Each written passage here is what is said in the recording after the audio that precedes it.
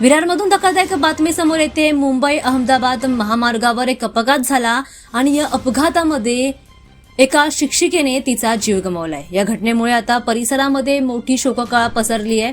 स्विडल गोम्स असं या शिक्षिकेचं नाव आहे, जी 40 वर्षांची शिक्षिका होती।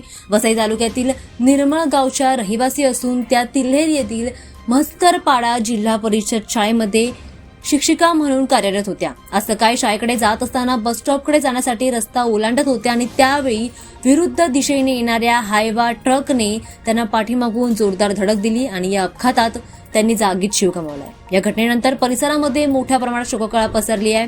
घटनास्थळावरून अपघात झाल्यानंतर संबंधित ट्रक चालक लगेचच फरार झाला अशी माहिती स्थानिकांनी दिली आहे। मात्र घटनेची माहिती मिळताच पोलिसांनी लगेचच घटनास्थळी धाव घेत देह ताब्यात घेतला आणि पुढे तपासणीसाठी पाठवलेला आहे।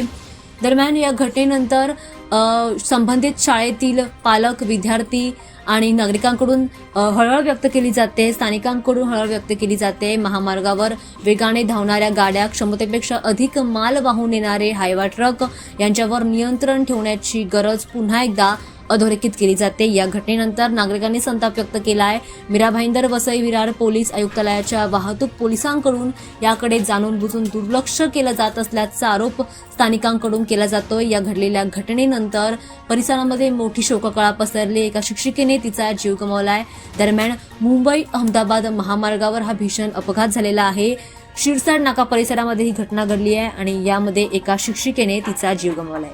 त्याच्या कुटुंबियावर मोठा दुःखाचा डोंगर कोसळलाय। या फरार झालेल्या ट्रक चालकाचा शोध सध्या पोलीस घेत आहेत।